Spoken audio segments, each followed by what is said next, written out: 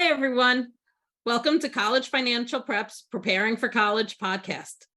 Today, we're going to have another great episode with Shawna Cohen, Basics. Welcome, Shawna. Here, tell everyone about yourself, please.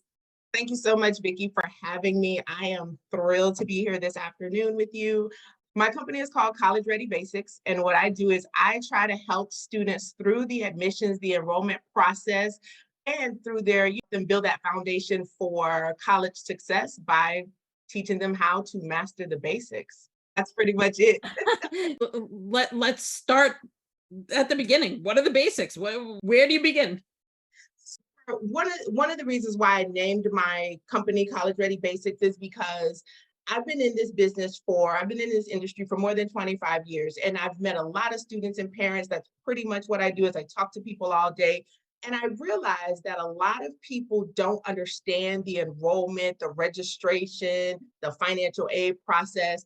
They don't even understand things like what it means to apply to college sometimes. There are people that think, oh, I completed the application. When do I register for classes? And I'm like, this is a marathon. It's not a sprint. We got a ways to go before you get there.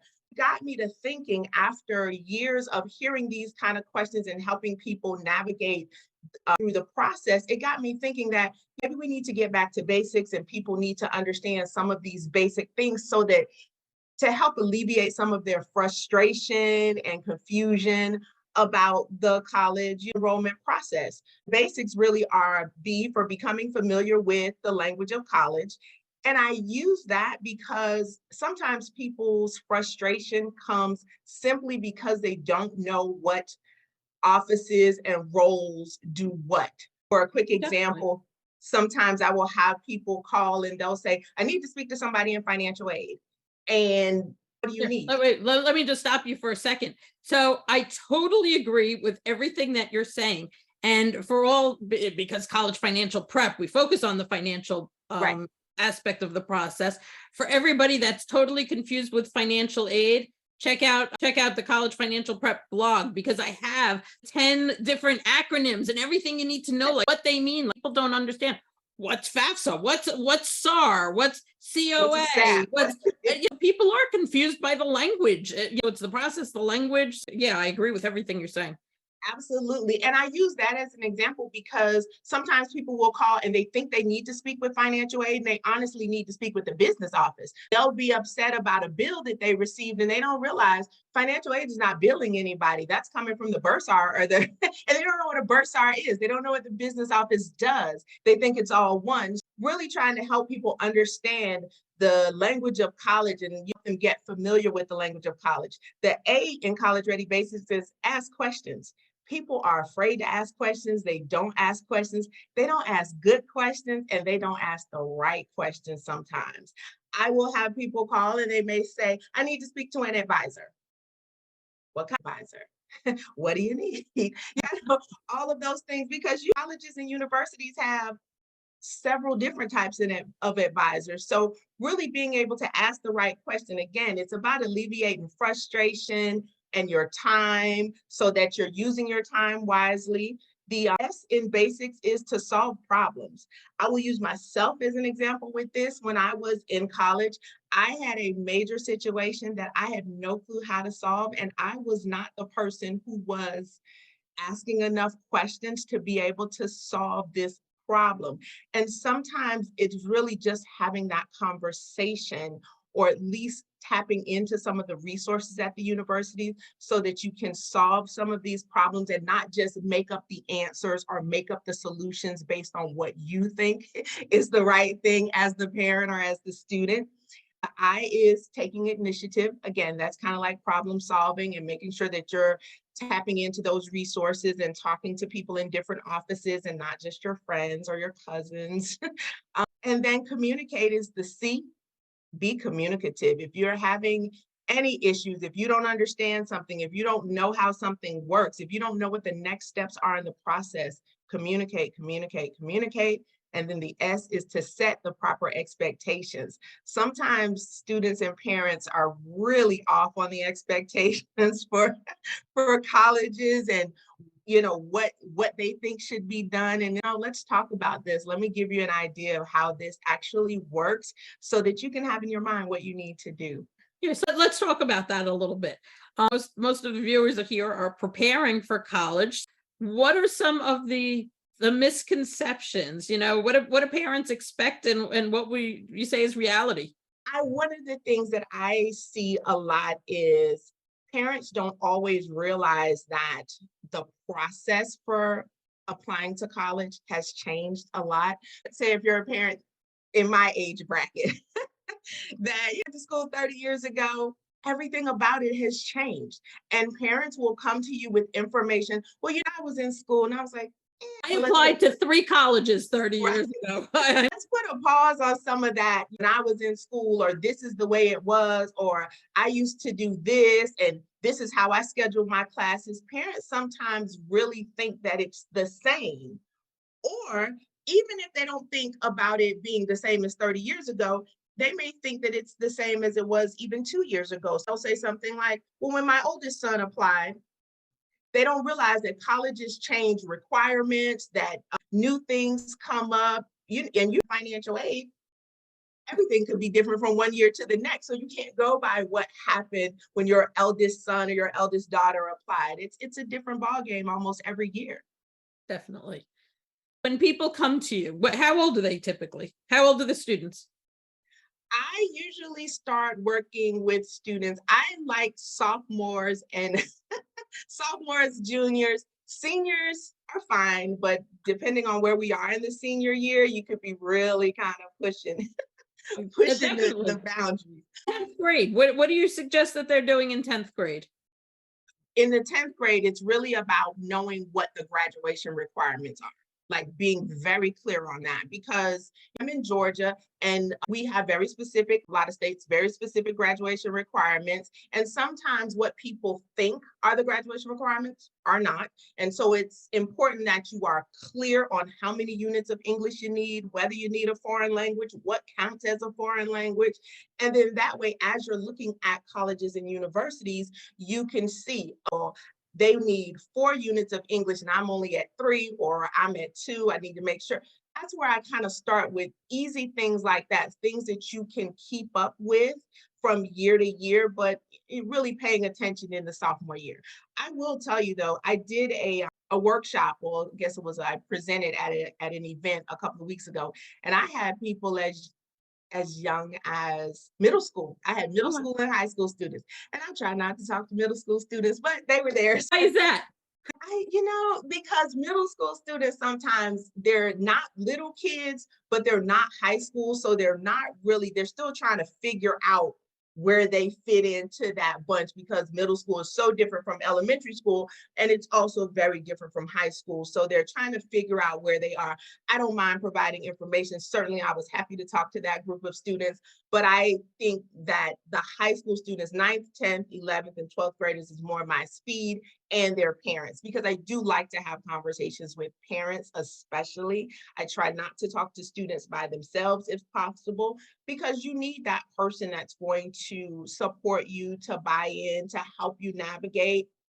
I try to talk to parents as well. No, the reason that I asked, I don't know if you know this, actually, my daughter's going into 9th grade. So besides doing this professionally, I'm a parent too. I also have an older one who's about to start his PhD program. So I'm doing it all over again. But I mean, at least on the financial side, I'm talking to parents of all ages. Everybody's preparing for college. That's why And that's really good. From the financial perspective, I certainly think people should think about it way before they get to high school. But when they're ready to start figuring out what types of colleges, I really talk to them about who your child is. Because the other thing that I notice with parents is sometimes we want to live vicariously through our children.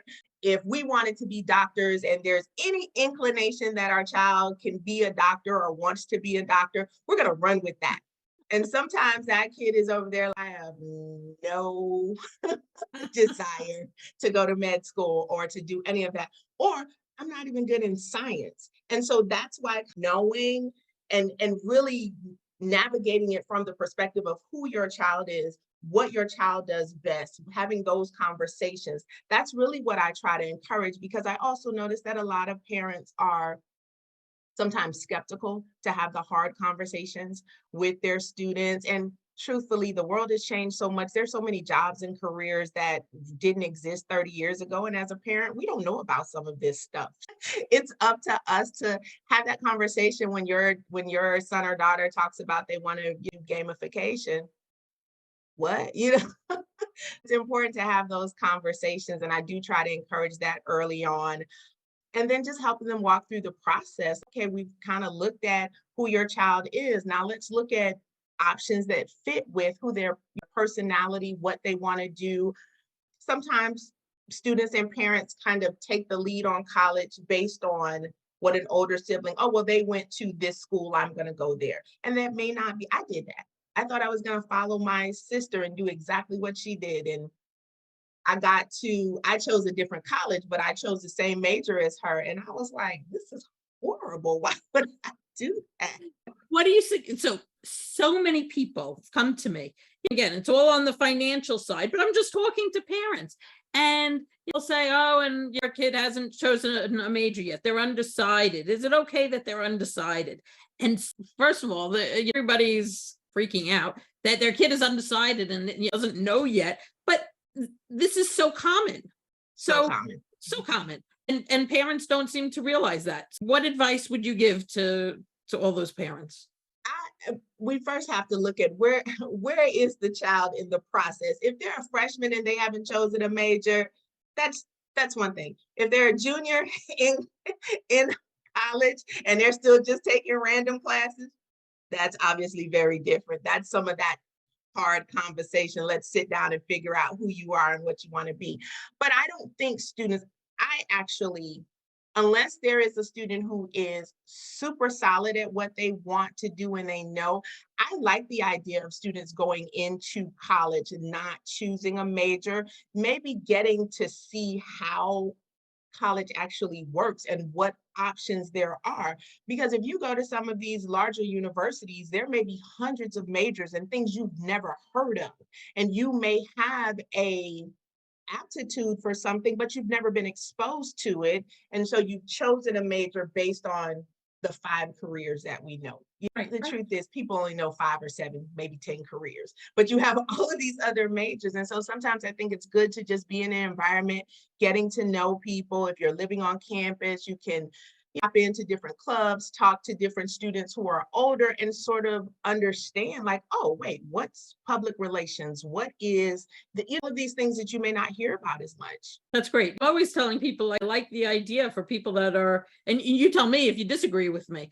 I like the idea of larger universities, especially when a child is undecided, just because they'll have more opportunities to try different things. I like the idea of larger universities if the student is a larger university person.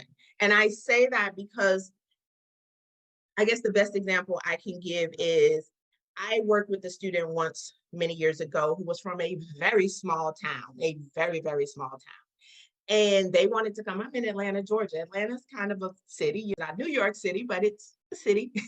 And there's a lot of things going on here. And he was so sure that he wanted to come to Atlanta and go to school. He was so positive. And he got to Atlanta and was completely overwhelmed by the traffic, the people, the highways, everything, because Atlanta is moving. The airport is one of the busiest airports in the world. So, he was just completely overwhelmed. This was not the state universities here in Georgia with 40, 50, 60,000 people wasn't a good fit for him. He needed to be somewhere a little bit smaller, somewhere where he felt like, he could get to know people a little bit easier. So I think it goes back to personality and what is a good fit for, your student. But I do like a large university because there are so many choices, but sometimes those choices can be very overwhelming for a child. Wow. Touche. I never thought about it like that, but wow, that's interesting. Yeah, I mean, I've seen it a lot. I think I was one of those people. I started out at a pretty large university, and some of the classes were perfect size, and then there were a couple classes that were these classes with 200 or 300 people in that were strict lecture classes, and you weren't going to be able to ask any questions or get any follow up unless you saw the TA maybe later on in the week. That wasn't good for me. So I think, when and when you're exposing your child to some of these things and talking about these conversations, really casual conversations over their high school career, they're thinking about who they are and how they excel and where they excel, better. Sometimes people like a large environment because they're like, yes, I want to be in the middle of everything. I want to do this and that. And then other times people are like, nope, kind of an introvert, like my five friends, just want to sit over here and be quiet. So that's the perspective that I look at it from. So say a family's coming to you, they have a junior in high school or even, rising senior, they're ready to start looking at different colleges. Any thoughts for them as they're Yeah, I kind of take them through a little bit of a checklist, and that checklist includes everything from, you know, whether you want to live on campus. Do you see yourself in a suburban area or urban area, or do you like the big city? I have a checklist with a lot of things on it. Are you looking for athletics? Are you looking to be a part of different clubs and organizations? Because if a student wants to play, let's say, football in Division 1, that's going to eliminate a lot of colleges. And so we know what to focus on. But if a student is not even interested in athletics and they're like, nope, I'm more interested in whatever, then we can eliminate some. It's really about what the student is looking for. And so I try to go through this checklist. That's one of the first things I do when I'm meeting with the family. And just, it has quite 100 things on there, but I'm really asking questions. I'm asking about housing. Do you see yourself living in the dorm, or would you like to be a commuter? Do you see yourself, are you thinking about a large state university, or are you looking at private colleges? I go through all of that just to kind of get an idea. And I actually have both the student and the parent do it, so I can see where the parent and the student may differ and where they have similarities. And that's important to consider, something that I'm always talking about, on the financial side, but it certainly applies to the whole process. It's just communicating with your kids, getting on the same page early on in the process. I mean, I've seen too often, it comes the end and the kids applied to, whatever schools, and then the parents have to disappoint the child and say, we can't afford that school. But I think the communication, like you're saying, it starts at the very beginning where, the parents may have hope, one set of hopes for their child, and the child is thinking something completely different. Yeah, and I mean that definitely happens. It happens, of course, on the financial aid side, but it also happens on the academic side. Like, a child may have his hopes and dreams set on going to whatever institution, but maybe nobody sat down and said, you know what you need? You're going to be competing against this many students, and you need this. Your 3.7 looks good, but doesn't look great compared to this group of students. You know what I mean? And those are things that, of course, if you're not in this world or in this environment on a day to day, you may not recognize that the student with the 3.7 might be competing with other students that have a 3.9 or 4.0 or higher, and their 3.7 is not good enough for that particular university. So, just kind of making sure that people understand that not all universities are the same, not all colleges are the same, everybody has different requirements, and being able to walk with your student through their high school years, just checking in on GPA, checking in on, are you meeting the graduation requirements, checking in on those types of things, checking in on the rigor of the courses they're taking so that they can compete if that's what they're interested in doing. You know what I mean? It's a lot of little nuances like that that sometimes parents are just not aware of and students aren't aware of. And sometimes it's bad information, or sometimes it's just they didn't know. Oh, thank you. We're going to be wrapping up this episode, but I want to tell you, so glad that you were here today. Where can everybody find you, Shawna? So on Instagram, College Ready Basics, Facebook, College Ready Basics. And those are the two places where I'm mostly hanging out, Instagram and Facebook. And then if anybody wants to email me, they can email me at Shawna Dae at collegereadybasics.com. Shawna Dae, D-A-E. Fabulous. Thank you. And thank you everyone for joining us today on College Financial Prep's Preparing for College podcast. Thank you for having me, Vicki. I appreciate your time for sure. You're very welcome. I'll talk to you soon. Take care, Bye. everyone.